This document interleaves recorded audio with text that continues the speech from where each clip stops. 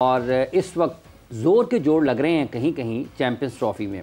पाकिस्तान की टीम तो कोई भी ज़ोर का जोड़ लगाने में कामयाब नहीं हुई है, लेकिन जो टीमें बेहतर तैयारी के साथ आई थीं वो अपने मैचेस जीतते हुए आगे जा रही हैं। और पाकिस्तान और बांग्लादेश दो टीमें ऐसी हैं जो इस चैम्पियंस ट्रॉफ़ी से बाज़ाब्ता तौर पर जिनका मुस्तकबिल ख़त्म हो चुका है। ये मैच ज़रूर खेलेंगी, लेकिन उस मैच का नतीजा कोई भी हो, इन दोनों टीमों के लिए आगे का सफ़र, मुस्तकबिल का सफ़र इस चैम्पियंस ट्रॉफ़ी में कोई हैसियत नहीं रखता, कोई मानी नहीं रखता, इनके लिए कोई जगह नहीं है।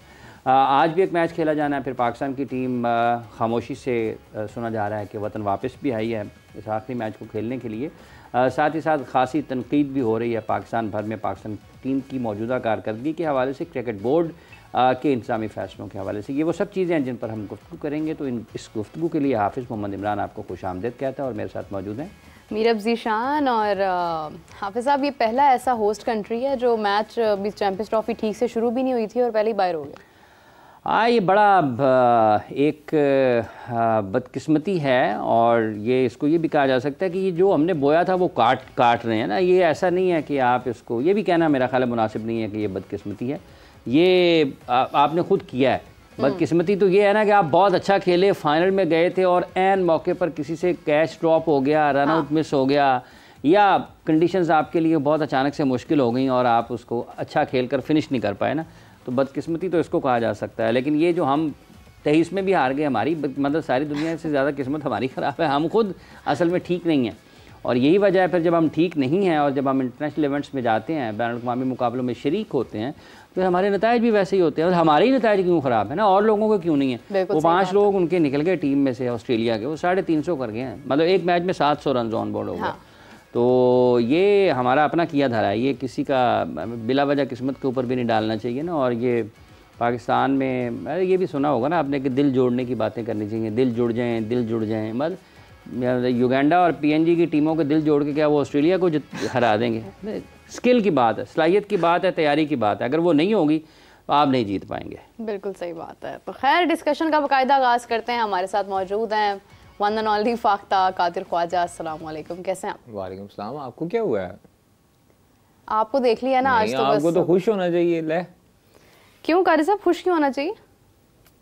ऐसे कह रहा हूँ, खुश होना चाहिए। क्यों वजह खुश क्या होने की? बहुत सी क्रिकेट जा रही है। आप एंकर हैं यार, आप एंकर हैं, आपको खुशनुमा चेहरे के लोग देखने आते हैं। एंकर मैं अनफॉर्चुनेटली पाकिस्तान का जो स्पोर्ट्स एंकर होता है ना, वो ऐसे हालात में खुश नहीं हो सकता। अच्छा, वो ऐसी शक्ल में? हाँ, वो ऐसी शक्ल में। तुसी क्यों हंस रहे हो? मैंने उसकी वजह ये है कि हाफिज साहब, तुसी क्यों हंस रहे हो? नहीं, वो तो है ही। उनको तो वो देखे ना, इतना अरसा हो गया है। वो जो बातें 2013 में कर रहे थे, वो शुएब अख्तर साहब आज जाकर कर रहे हैं बतौर बेहतरीन खिलाड़ी पाकिस्तान के। वो 2013 में वो बातें कर रहे थे। वो तो मतलब उनको तो पता है, उनको तो तब का पता है जब आप कहते थे कि बाबर हमारा किंग है। 2013 में होश में थी? हाँ, मैं अल्हम्दुलिल्लाह बिल्कुल होश में थी। आप बेहोश थे उस वक्त, क्योंकि अगर आप भी होश में होते तो आप उस वक्त की क्रिकेट अगर आपने देखी होती ना, तो आपको तभी समझ आया था कि हालात किस तरफ जा रहे हैं। तो कारी साहब बहुत, मैं अगर पुरानी तो फिर इनकी उम्र की तो डैने भी मर गई हैं। तो हाफिज साहब क्या, हाफिज साहब कह रही हूँ, कारी साहब क्या आपने यूएई में जाके किया? पाकिस्तान हार क्यों गया? नहीं, वैसे मेरा इससे एक और थोड़ा सा बदल के कर लें, ये तो ठीक है। बताएं ख्वाजा साहब, कोई ऐसा मुल्क बताएं जहां पर आप गए हो और टीम जीत के आई हो। चलो ऐसा भी हुआ है ना भाई? जीती है ना भाई? कितने ख्वाजा साहब? दुबई में जीती थी ना। नहीं, टूर्नामेंट जीत के आई हो ख्वाजा साहब। टूर्नामेंट अरसा ही हो गया सर, है ना? अरसा ही काफी टाइम हो गया जीते हुए। और खैर क्या बताएं आपको। अच्छा, जो मीरब वाला सवाल क्या हुआ? क्या मीरब तो आप जानबूझ के पूछ रही है ना। मीरब जो है वो तो अब वो हमारे अब तासुरात देखना चाह रही है कि क्या हुआ। हाँ, देखे ना ख्वाजा साहब, मीरब क्या हुआ था? हुआ ये था कि हमें टीम को सपोर्ट करना चाहिए। कोई तनकीद नहीं होगी हाफिज साहब। हमारी पाकिस्तान की टीम है और पाकिस्तान की टीम हारे या जीते, हमें उनसे प्यार। क्यों कारी साहब? सही कह रही हैं आप, है ना? बिल्कुल ठीक कह रही हैं।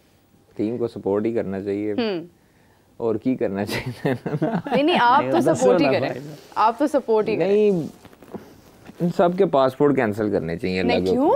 हैं? पाकिस्तान की टीम है कारी साहब।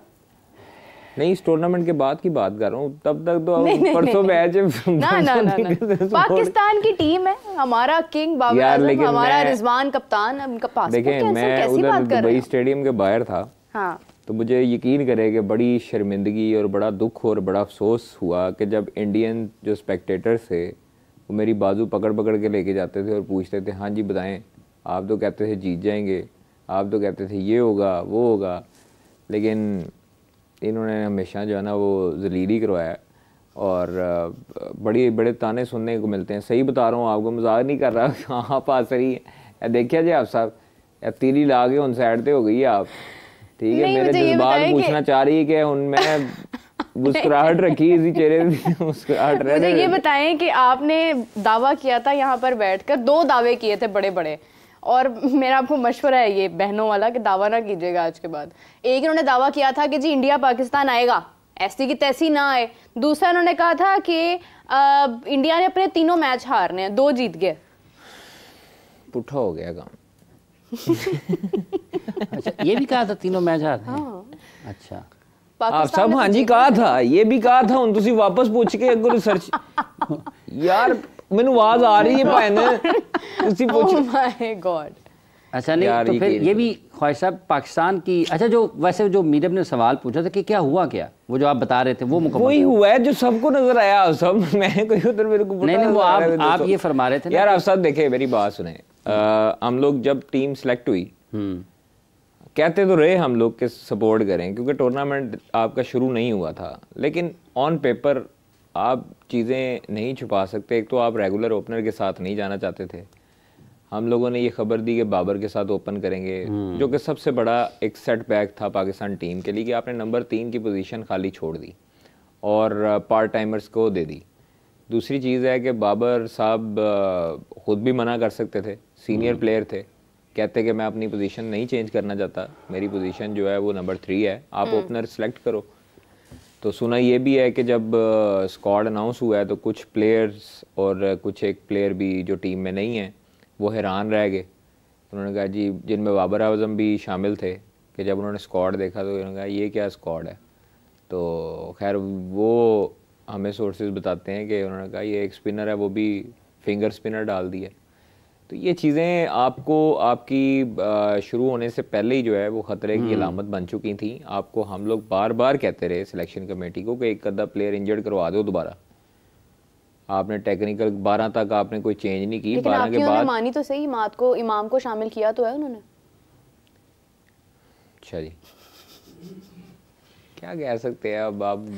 इमाम ने सुसाइड किया है। देखें उस मैच में सुसाइडल रन था वो, और वो किसी की गलती नहीं है सिवाय इमाम के। 89 रन्स वाला प्लेयर कैसे कर सकता है? वाला नहीं, 100 वाला प्लेयर 160 किया उससे पहले, एक दिन पहले। और मतलब डोमेस्टिक में इतना बड़ा नाम। यार हम किसी की देखें, मैं आपको एक बात बताऊं, तो इमाम भी तो मैं आपको एक बात बताता हूँ, जो हमारे स्क्वाड में 15 प्लेयर खेल रहे हैं उनकी हम एबिलिटी पे शक नहीं कर सकते कि वो प्लेयर है कि नहीं है, ठीक है।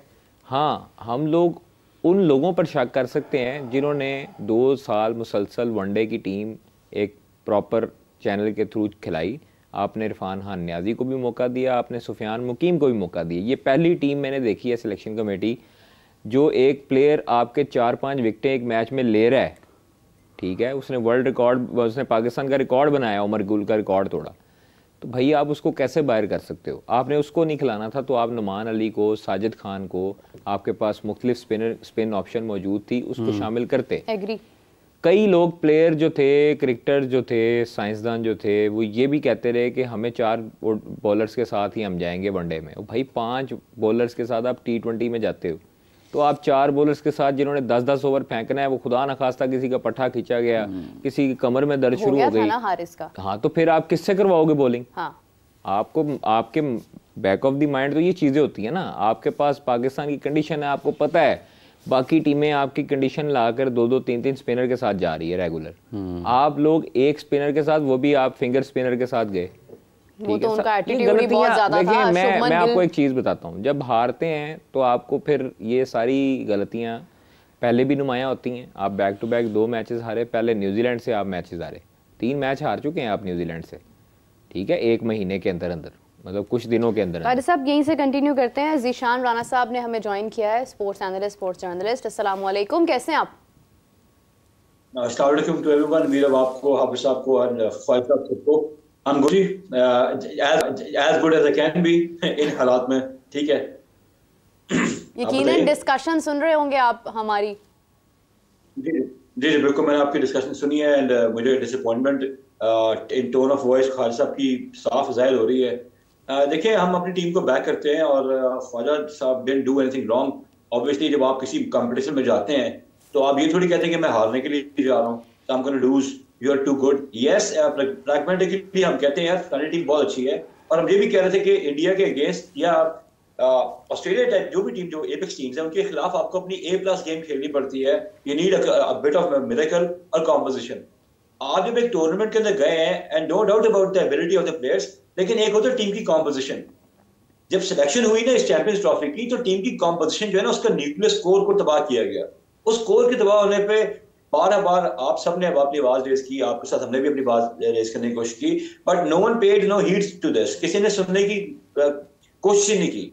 और I feel very bad for Imamul Haq कि इमाम को आपने एकदम इस मैच में लाके खड़ा कर दिया, ऑल इंपॉर्टेंट मैच में, और वहां से हम उससे एक्सपेक्ट करते हैं yes you can never be run out, लेकिन बटरफ्लाइज होती हैं। और इमाम लाइफ में first time I have supported because he performed in the domestic structure. हमारे पास सर्किट ही वो है। अब खबरें ये आ रही हैं, ऑब्वियसली कल रात से आ रही थी, कि अब वही वाला बात होगी, पीसीबी अनस्केथ चला जाएगा, बैकलैश आएगा सिलेक्टर्स पे, 5-6 सीनियर प्लेयर्स पे, उनको कुछ टाइम के लिए हटा दिया जाएगा, न्यूजीलैंड पे फिर से एक नई टीम भेज दी जाएगी। हाफिज साहब कल हमें मैच के बाद, हमारे शो के बाद एक ना अपना एक दिखा रहे थे एक्सट्रैक्ट रिटर्न 15-16 साल पहले का। अगले 17 साल के बाद भी ना हम ये वाली बात डिस्कस कर रहे होंगे media, unless until we put our foot down, और हम अपनी इन चीजों को सही डायरेक्शन के साथ, प्रोसेस के साथ फॉलो नहीं करना शुरू करेंगे।